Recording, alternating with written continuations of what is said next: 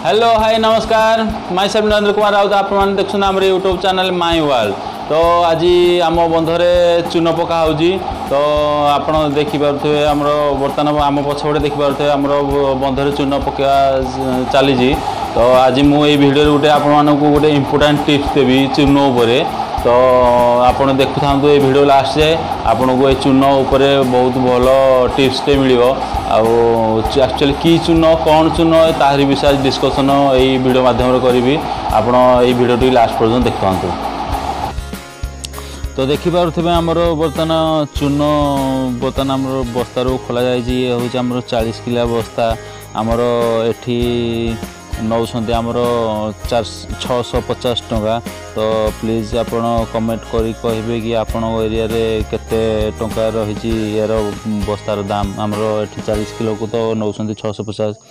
तो ये चून जो मैंने व्यवहार कर चून विषय जानते किंतु जो मैंने नुआ से ये चून विषय जानी ना। तो आमर ये चून विषय मुझे कहि कारण मु भी ये चून विषय जान नी जिते छतु चाष करने जिते मु ट्रेनिंग नहीं से आम ट्रेनिंग रे कह जाए चून विषय किंतु आमको चूनर परफेक्ट कथा के कही नी कारण सब आमको कहती CO2 माने कौन आम प्राय दुकान रे पचार दुकानी मैंने कहीपारती।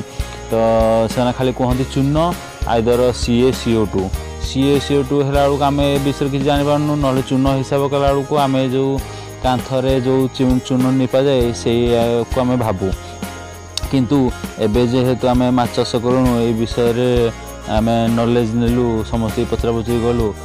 ये हूँ से चून जहाँ आम पान लगे खाऊ जो पान रे जो चून मरा जाए जो चून से चून हूँ ये चून या ये गुंड आकार रे आसे पत्थर आकार रे आसे या पानी रे देखिपे आम पानी बर्तमान गोड़ाऊँ आम बंधर जेहेतु पकेबू टे अधिक पानिया कर देजु किंतु जो मैंने पान रे खाइबे से पूरा ठीक रे हबो पूरा बहलिया हबो से आकार रे से करती।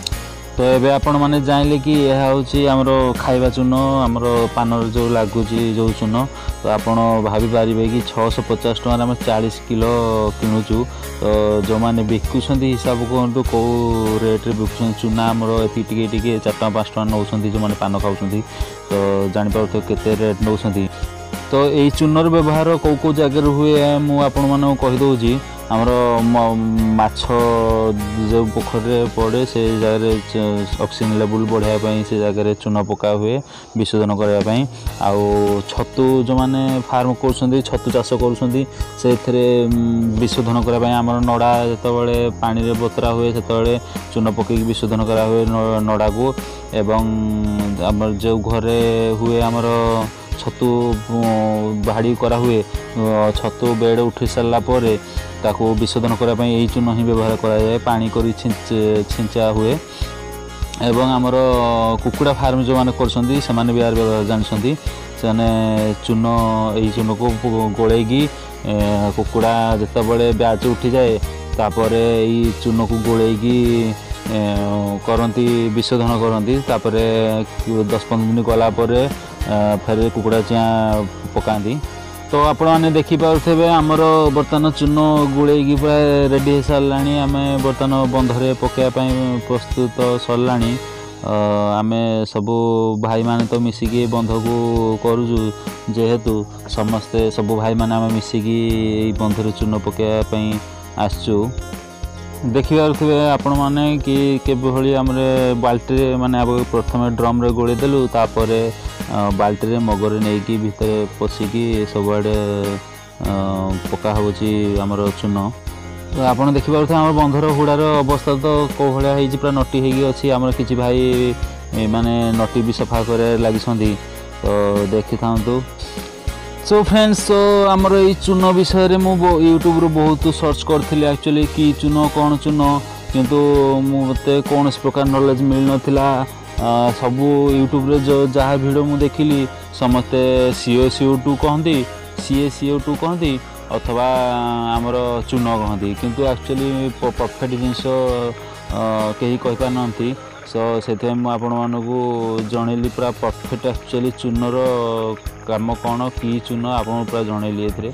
सो फ्रेंड्स देखो बर्तमान आम खाली डेमो यही जिन करूँ बर्तमान गोटे बाल्टी में कम पानी देकी चून देलु देखो कौ भाया फुटुची ये भाया फुटिकी रंधा कराए ये जो बर्तमान ठीक हो यहीटा ही आमर चून लगे आमर पान जो चून लगा हुए यहीटा हूँ एक्चुअली से जिनस तो देखिए कौ भाया फुटुची तो या छुईले पूरा हाथ फुटका पड़ज या जिते बड़े करेंगे गोलेबे तो कौन सी हाथ साहाय्य गोलिया चेष्टा करेंगे हाथ पुरेनि के चेष्टा करेंगे। गतकाल आम सेपट मुंड्रे 3टा बस्ता पकईलु तो आज एपट मुंड्रे आम रखिकी चून गोलाऊँ एपट मुंड्रे आम आज पकाऊँ 3टा बस्ता। ये बर्तमान आमर सेकेंड डेज रे चून गुला चली प्रायतः आमर पकया कथा 8टा बस्ता तो आम मात्र 6टा बस्ता आनलु गोटे बस्तार पाखापाखि 40 किलो चून रोचे तो से फास्ट डे आम 3टा बस्ता पकईलु सेकेंड डेज रे 3टा बस्ता बर्तमान आम पकाऊँ। सो फ्रेंड्स आम वीडियो को लाइक करूँ शेयर करूँ आम चैनल को सब्सक्राइब करूँ तो आगू आमर आसुवा वीडियो रे मु बहुत प्रकार टिप्स देवी तो आप जानीपर प्लीज सब्सक्राइब करेंगे निश्चित भाव में।